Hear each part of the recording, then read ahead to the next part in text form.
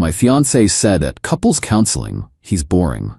I only proposed to him because I'm 34 and running out of time in front of the therapist. I stayed silent and let her keep talking. When the therapist asked me for my response, I simply said, I'd like to end this session and this engagement.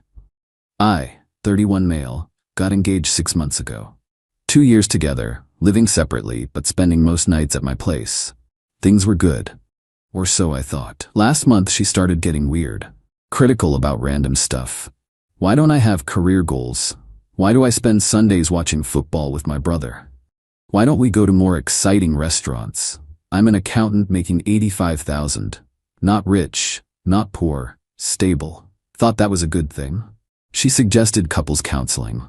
Preventative maintenance, she called it. Let's work on communication before the wedding.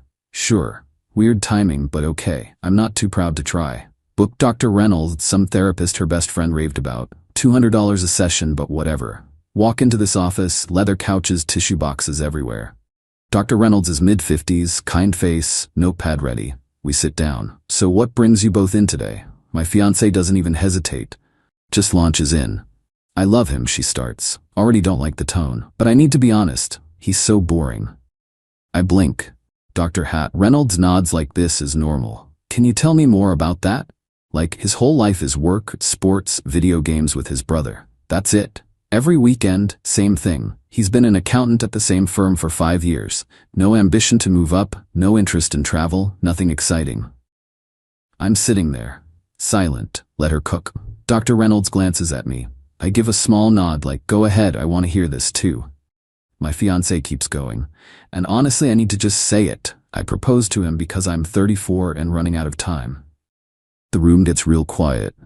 My eggs aren't getting any younger. All my friends are married with babies. I scroll through Instagram and it's just pregnancy announcements and gender reveals. I can't wait forever for some perfect, exciting guy to show up.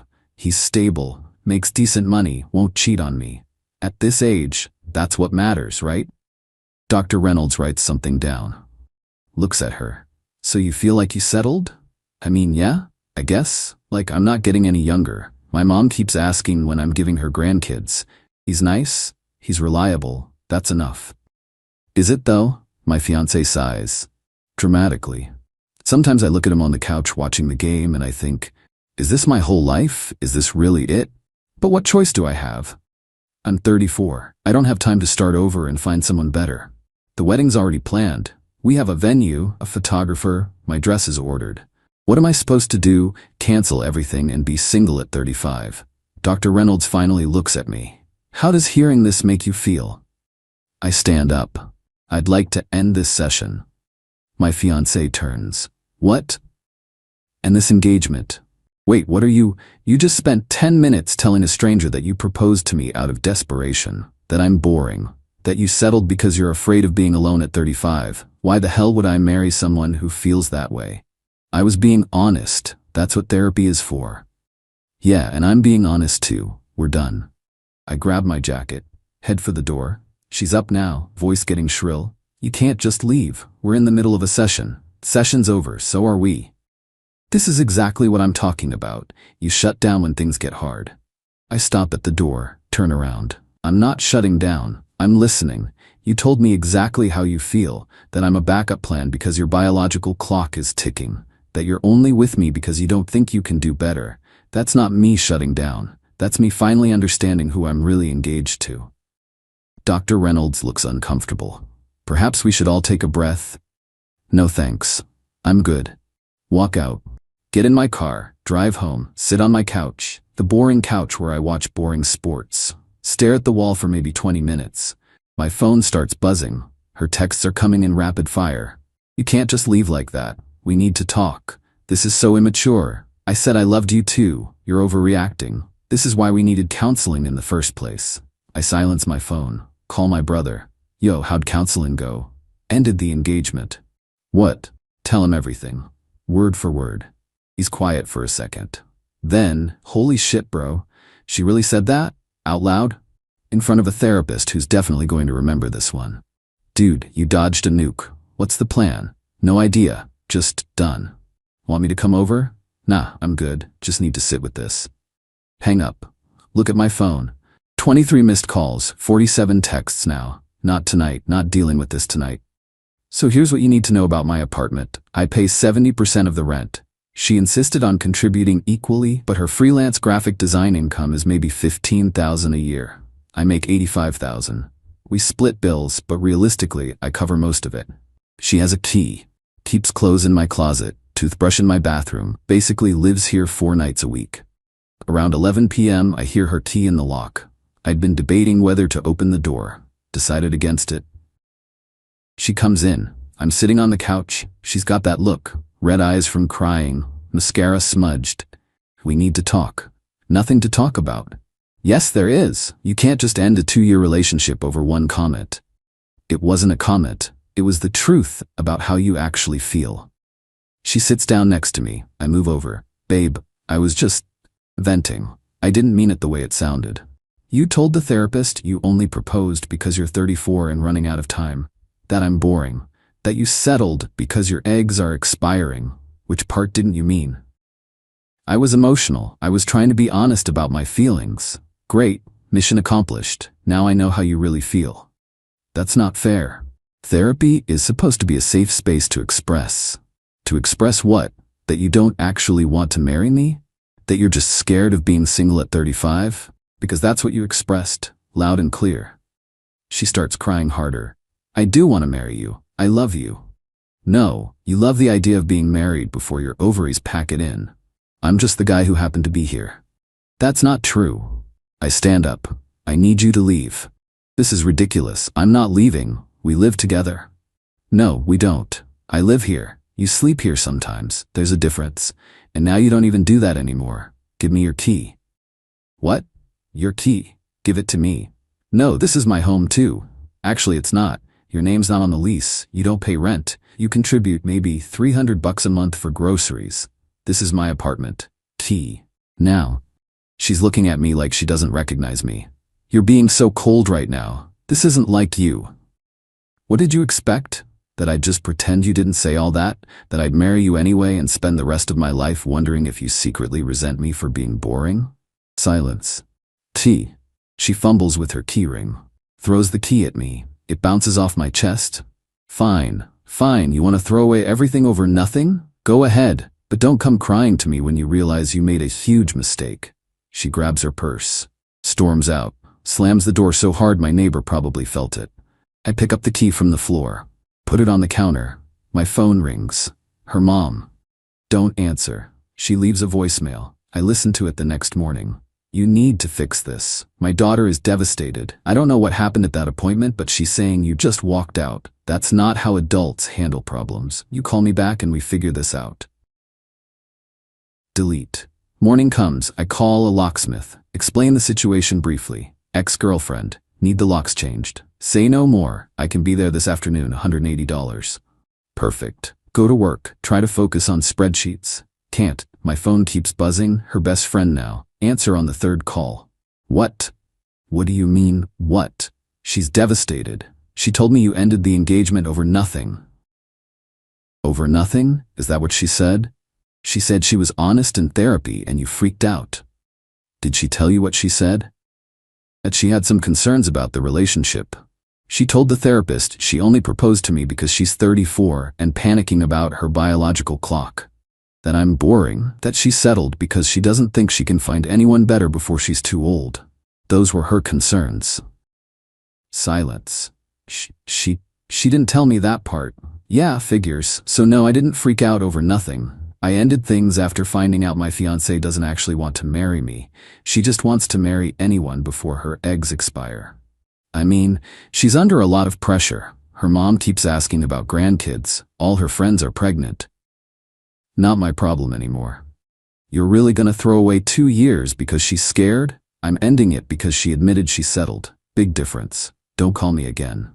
Hang up. Block the number. Locksmith comes at 2 p.m. New deadbolt, new knob. Hands me 2 keys. There you go. Ex-girlfriend's officially locked out. Music to my ears. That evening, I start packing her stuff. She's got a surprising amount of crap here. Clothes, makeup, books, kitchen gadgets. That expensive KitchenAid mixer she bought and used twice, then I used every weekend for the past year. Pile it all by the door. Text her from my phone, haven't blocked her yet. Figured I need one line of communication for logistics. Your stuff is packed. Pick it up this weekend. Saturday between 10 to 12, you and one person. No drama. Response comes immediately. I can't believe you're really doing this. Saturday 10 to 12, confirm. Can we please just talk? Nothing to talk about, confirm pickup time. This is so cruel, confirming or not? Fine, Saturday, but this isn't over. It is. See you Saturday.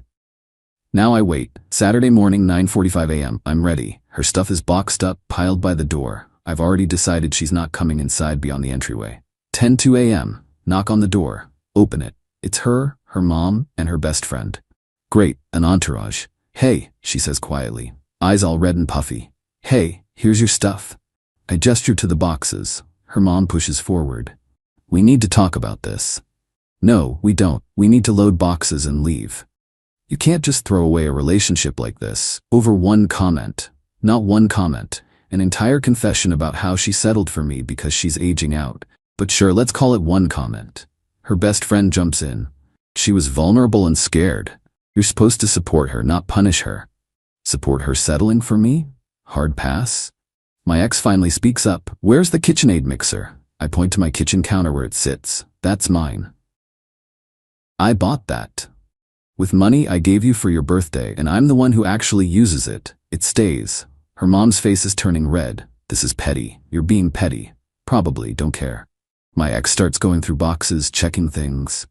Then she notices something. Where's the ring? Oh boy, here we go. What ring? Don't play dumb. The engagement ring. Where is it?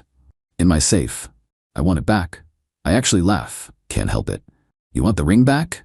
Yes, it's worth like $4,000, which I spent on a ring for a woman who loved me. Turns out that woman doesn't exist. So no, you can't have it back. That's theft. Actually, it's not. When an engagement ends because you admitted you settled out of desperation, the person who purchased the ring keeps it. That's how this works. Her best friend is already Googling on her phone. Her face falls. He's technically right. In most states, the ring goes back to the buyer if the engagement is broken. My ex's jaw drops. You can't be serious. That's my ring. Was your ring. Now it's just a $4,200 mistake I made. But hey, at least I found out before the wedding. Her mom is fuming. This is unbelievable. You're stealing from my daughter. Your daughter told a therapist she only wants to marry me because her biological clock is ticking and she's desperate. I think I'm entitled to keep the ring I bought for what I thought was a real relationship. My ex starts crying. Again, I can't believe you're doing this. After everything we've been through. Everything like what? You lying about your feelings?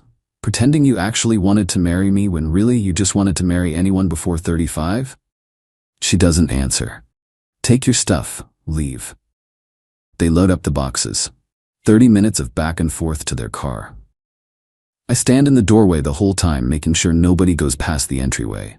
When they're done, my ex turns back one more time. You're going to regret this. When you're 40 and alone, you're going to regret letting me go. I'll take my chances. I could have had anyone. I chose you. Yeah, because you were desperate and running out of time. You said that yourself, not exactly flattering. Her mom grabs her arm. Come on, honey. He's not worth it. They leave. Finally. Close the door. Lock it. With my new locks that her key doesn't fit, my phone buzzes. My brother. How'd it go? About as bad as expected. She wanted the ring back. Please tell me you didn't give it to her. Hell no. Told her it stays with me. That's my boy. Beer later? Yeah. I need a beer. Thought it was over. It wasn't even close to over. Monday morning I'm at work. Get called into HR. My boss is there too, looking confused. The HR director, this woman in her 50s, has a folder in front of her. We received a complaint about you over the weekend. A complaint? Yes. An anonymous complaint claiming you've been harassing a woman, sending threatening messages, and creating a hostile environment. My brain immediately goes there.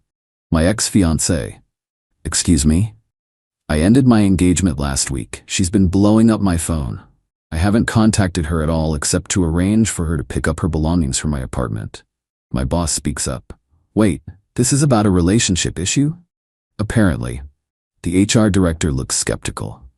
Can you prove you haven't been contacting her? Pull out my phone. Show them my messages. The only texts to her are about picking up her stuff. Show them my call log. 0 calls to her number. Show them my blocked numbers list. I haven't contacted her. She's the one who won't leave me alone. The HR director makes some notes. Okay, we'll investigate this fully, but based on what I'm seeing, this appears to be a false complaint. If anything else happens, please document it and let us know immediately. Will do. Walk out. My boss follows me. You good? Yeah, just dealing with a crazy ex. Been there. Let me know if you need anything. I'm fuming now. She tried to mess with my job. Because I wouldn't give her back a ring she didn't deserve. That night, I get a text from an unknown number. This is her best friend. You need to give her back that ring. She's planning to take you to small claims court. I screenshot this.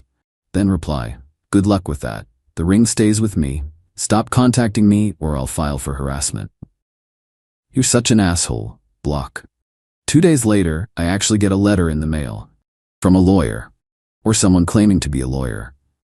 The letterhead looks like it was made in Microsoft Word, and there's literally a coffee stain on page 2. The letter demands return of engagement ring, $4,000 value, return of KitchenAid mixer, $350 value, payment for emotional distress, $1,500, payment for counseling costs incurred due to your actions, $300. Total demanded $6,150. I take a photo of this letter and text it to my cousin, who's a paralegal. She calls me laughing. This is the worst demand letter I've ever seen. Where'd she find this lawyer? A cereal box. So I don't need to worry? Hell no. First, the ring is yours. She admitted the engagement ended because she settled out of desperation. You're keeping it. Second, a KitchenAid mixer? They'd have to prove ownership. Third, emotional distress? Over a breakup? No judge is taking that seriously. Fourth, you didn't force her into counseling. This is garbage. What do I do? Ignore it. If they actually file in small claims, call me. But this is just a scare tactic from a lawyer she probably paid $200 to send a threatening letter. Feel better. But also done playing defense. Time to go on offense. Our mutual friends have been asking questions. Her version of events is spreading. He abandoned me during a vulnerable therapy moment. He's cruel and cold. He won't even talk to me. Convenient how she's leaving out the part about settling for me because her eggs are expiring. One of our mutual friends, this guy I've known for 3 years, asks me directly at a weekend barbecue, dude, what actually happened? She's saying you just bailed during counseling for no reason. That's what she said? Yeah, that she was trying to work on the relationship and you just walked out. Want to know what she actually said? Yeah, man. Your side of this. She told the therapist in front of me that she only proposed because she's 34 and running out of time, that I'm boring, that she settled for me because her biological clock is ticking and she doesn't think she can find anyone better before she's too old. Exact words. His eyes go wide. Holy shit, she said that? Word for word. So yeah, I ended it right there. Dude, I don't blame you. That's brutal. Word spreads fast. Within days, the narrative shifts. People who'd been sympathetic to her start backing away. A couple friends reach out apologizing for believing her version without hearing mine. Her best friend sends me a nasty message. You're ruining her reputation. She can't date anyone now because you're telling everyone she's desperate. I'm not telling people she's desperate.